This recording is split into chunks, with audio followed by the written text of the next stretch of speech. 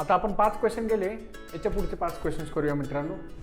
तर बघा, पहिला क्वेश्चन काय, e raised power x 1 plus x divided by sin square of x e raised power x. Okay, एकदम सोपा वाला क्वेश्चन घेऊ म्हणजे तुमच्या लक्षात येईल पहिल्यांदा की काय नाही मित्रांनो, साधे सोपे क्वेश्चन्स आहे, दिसायला ना एकदम कॉम्प्लिकेटेड दिसतात. जो तुम्ही हे सिस्टमॅटिकली करायला गेलात की एकदम इझी होतील. ओके, आता पहिला question, dx divide by x sign square of log x. नुसता साइन स्क्वेअर एक्स असता तर आपण ट्रिग्नोमेट्रीने वगैरे केला असता. Sign square of log x जोडून आले, कंपोजिट फंक्शन आले आणि u बाय v मध्ये आले, म्हणून आहे ना सबस्टिट्यूशन घ्यायचं मित्रांनो, सिंपल. तर काय सबस्टिट्यूशन येईल रे, t इक्वल टू साइन आणि लॉगमध्ये काय फरक आहे बघा, मी ते सांगतो तुम्हाला. साइन आणि लॉगमध्ये काय फरक आहे, ट्रिग्नोमेट्रिक फंक्शनमध्ये जे जोडून आलेलं असतं ना ते आपण t इक्वली घेतो, आणि लॉगरिथम फंक्शनमध्ये हे बघा, हे लॉग ऑफ लॉग एक्स हे कंपोजिट फंक्शन, याच्यात काय करतो आपण, याच्यात मित्रांनो आपण t हे जे जोडून आले ते नाही घेत, तर काय घेतो, टोटल फंक्शन घेत असतो. टोटल फंक्शन काय, log of log x, log of log x, आणि इथे काय करतो आपण, ट्रिग्नोमेट्रिक फंक्शनला जे जोडून येते ते घेतो, म्हणजे इथे काय करतो आपण t इक्वल लॉग एक्स घेतो, सिंपल. तर बघा, टीचा डेरिव्हेटिव्ह काय येणार आहे, derivative of t with respect to x. Log एक्सचा डेरिव्हेटिव्ह काय येणार, लॉग एक्सचा डेरिव्हेटिव्ह येणार 1 बाय एक्स. लॉग एक्सचा डेरिव्हेटिव्ह काय येणार 1 बाय एक्स, म्हणजे हा डी टी इक्वल काय झाला रे, d x by x, d x by x. So that d x by एक्सच्या ऐवजी बघा क्वेश्चन काय, d x by x sine square of log of x, असा क्वेश्चन आहे आपला. तर मग डी एक्स बाय एक्सच्या ऐवजी लिहिला डी टी, हा आला साइन स्क्वेअर ऑफ लॉग एक्सच्या ऐवजी काय आला टी. म्हणजे मित्रांनो 1 अपॉन साइन स्क्वेअर म्हणजे काय झाला रे, कोसेक स्क्वेअर टी. आणि कोसेक स्क्वेअरचं इंटिग्रेशन काय आहे, cot t plus c but minus. So that I equal to minus cot of टीची किंमत काय आली रे, टीची किंमत आली log of x plus c. This is your final answer. समजते. तर हा क्वेश्चन झाला आपला. तर आपण काय करतो आता, मी तुम्हाला सांगितलं कंपॅरिझन. ट्रिग्नोमेट्रिक फंक्शनमध्ये जे जोडून आलेलं असतं त्याला आपण सबस्टिट्यूशन घेतो, T equal log x. Okay, इथं मात्र आपण काय करतो, लॉगरिथम फंक्शनमध्ये टोटल फंक्शन घेतो. तर टोटल फंक्शन काय तुमचं कंपोजिट इथलं, लॉग ऑफ लॉग एक्स हे टोटल फंक्शन आहे, बरोबर. मग आता त्याचा डेरिव्हेटिव्ह काय येणार रे, derivative of t with respect to x. Log एक्सचा डेरिव्हेटिव्ह 1 बाय एक्स येतो, पण इथे काय लॉग ऑफ लॉग एक्स आहे, तर मग काय येणार 1 अपॉन लॉग एक्स. आणि परत डेरिव्हेटिव्ह काय येणार रे, लॉग एक्सचा परत डेरिव्हेटिव्ह येणार. आणि ह्या लॉग एक्सचा डेरिव्हेटिव्ह काय येतो रे, 1 अपॉन हा लॉग एक्स जसाला तसा. लॉग एक्सचा डेरिव्हेटिव्ह आला मित्रांनो 1 बाय एक्स, तर हा झाला 1 upon x log of x d x, हा d t. Okay, d x division मला तिकडं मल्टिप्लिकेशनमध्ये गेला डी टी बाय डी एक्सचा. ठीक आहे. तर आता मित्रांनो क्वेश्चन काय रे, बघा क्वेश्चन लिहिलेला आहे आपण, integration of D x divide by x log x, आणि हा परत लॉग ऑफ लॉग एक्स. याची किंमत काय आली रे, याची किंमत आली मित्रांनो डी टी, आणि divide by log of log एक्सची किंमत काय रे, टी. आणि 1 बाय एक्सचा इंटिग्रेशन काय, log of x. So that मित्रांनो व्हेरिएबल चेंज झाले, 1 बाय टी आलाय, तर त्याचं इंटिग्रेशन काय येणार, log of t plus c. आणि टीची किंमत काय रे, लॉग ऑफ लॉग एक्स. हे झालं मित्रांनो तुमचं फायनल आन्सर. Got it. साधे सोपे क्वेश्चन्स केले आपण. ओके, आता बघा इकडे लक्ष द्या, गडबडायचं नाही काय नाही.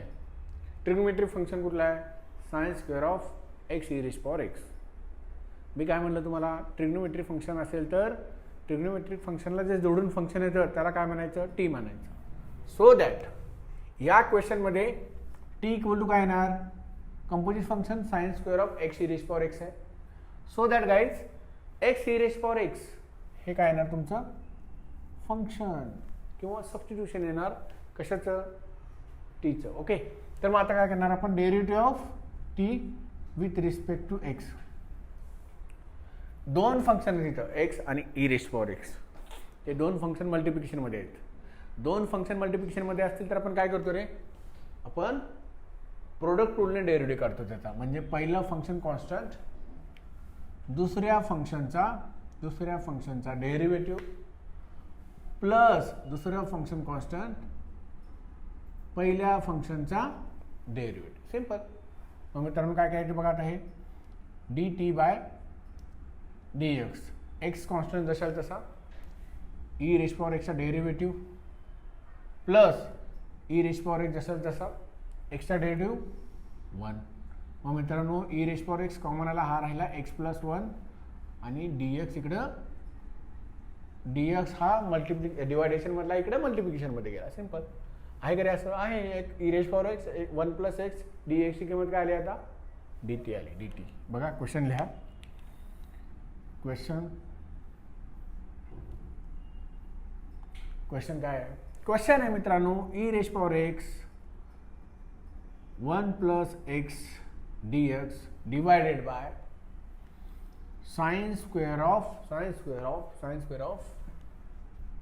X e raised to power x. आता मित्रांनो आपण काय केलं, e raised power x 1 plus x d एक्सची किंमत काय लिहिली, t T divided by sine square of x e raised power x कशाची किंमत आहे, टीची किंमत आहे, टी.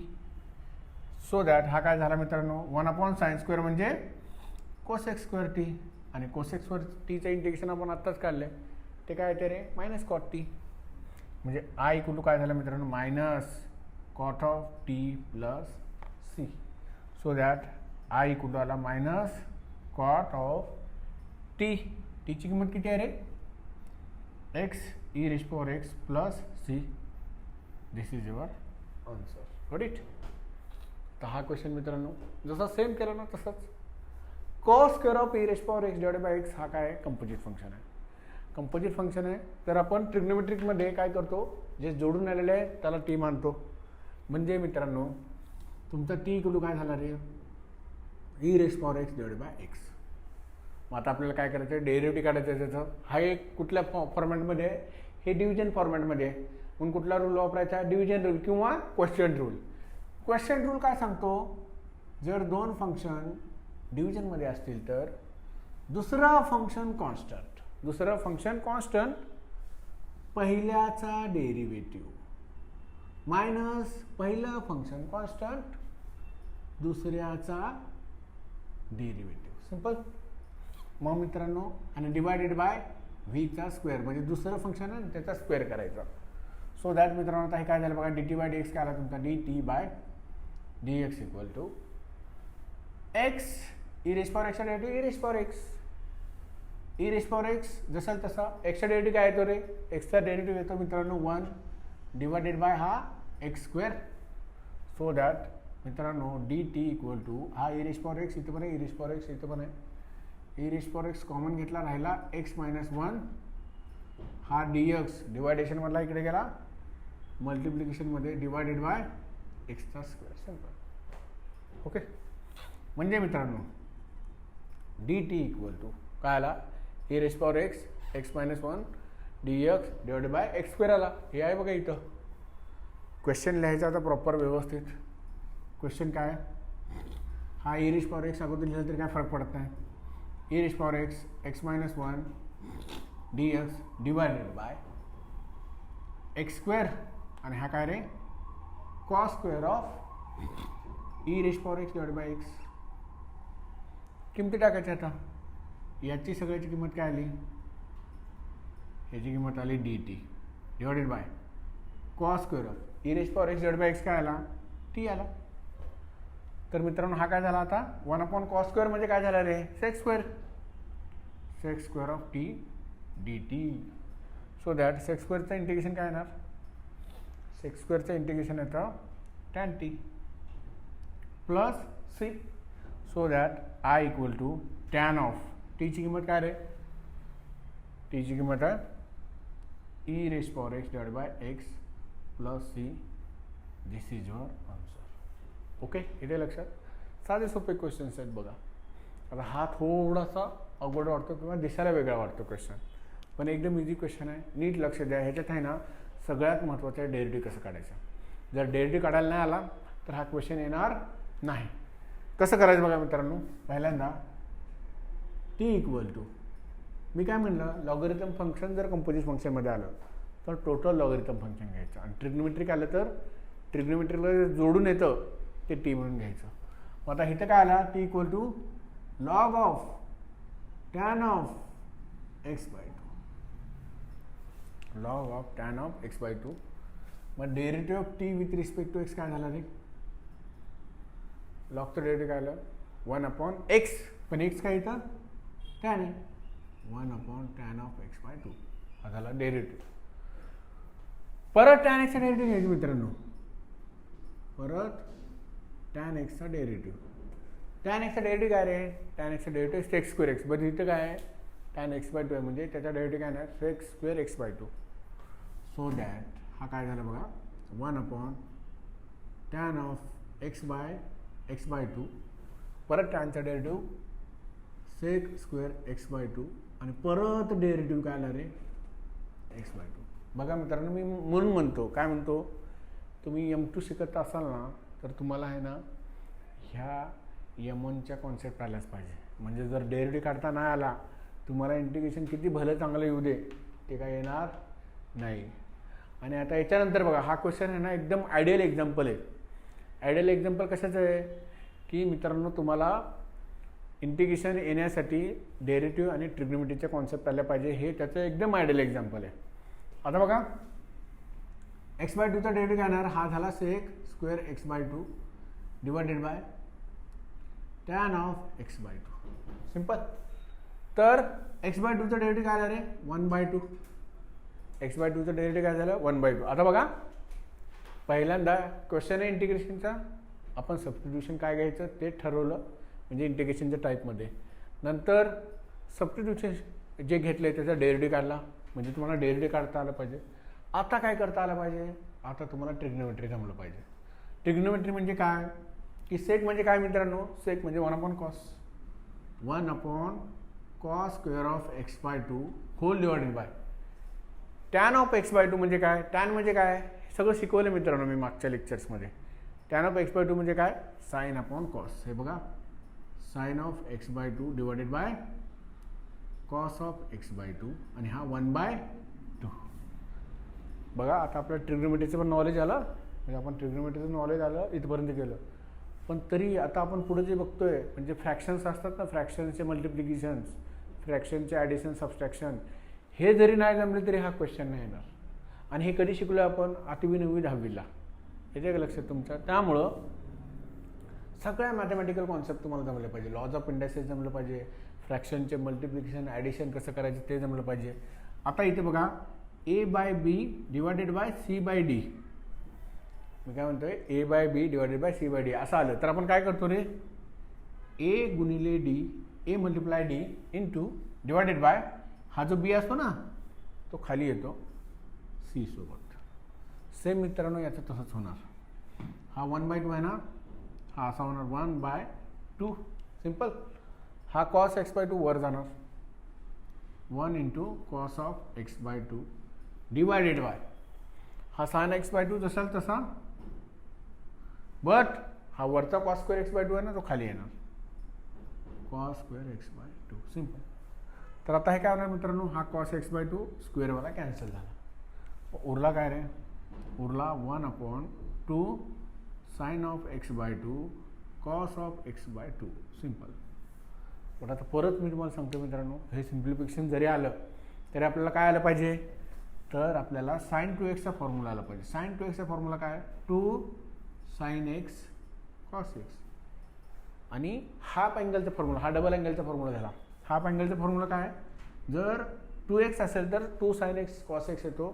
तर मित्रांनो इथं सिंगल sin x असेल तर काय येणार 2 sin of x by 2 cos of x by 2 येणार. म्हणजे मित्रांनो हा dt/dx आहे, हा dt/dx आहे. आता हा dt इक्वल टू काय झाला रे, हा dt इक्वल टू हा 1/sin साइन एक्स झाला आणि डी एक्स मल्टिप्लिकेशन डिवायडेशन म्हटलं तिकडं मल्टिप्लिकेशनमध्ये गेला. म्हणजे आता तुमच्या लक्षात आलं असेल इथं जे साइन एक्स डी एक्स आलं ना त्याची किंमत काय झाली, त्याची किंमत झाली डी टी. त्याची किंमत काय झाली, हा क्वेश्चन मी इकडे लिहितो, थोडंसं लक्ष द्या. ओके, आता बघा 1/sin x dx. क्वेश्चन काय आपला क्वेश्चन आहे log of tan of x/2 divided by sine x dx. मी काय म्हणलं, dx divided by sine x, ची किंमत काय आली dt. आणि log ऑफ tan x/2 काय घेतला आपण, t घेतला आहे. म्हणजे हा झाला t. टीचं integration with respect to t काय येणार, t raise power 1+1 divided by 1+1. म्हणजे मित्रांनो आय इकडे तुमचा काय आला t²/2. आणि टीची किंमत काय मित्रांनो log of tan x/2 divided by 2. म्हणजे मित्रांनो तुमचं फायनल आन्सर आलं log of tan of x/2 चा square divided by 2 plus c. This is your answer. Got it. Okay, अशा पद्धतीनं composite function with substitution method आपण संपवलेली आहे.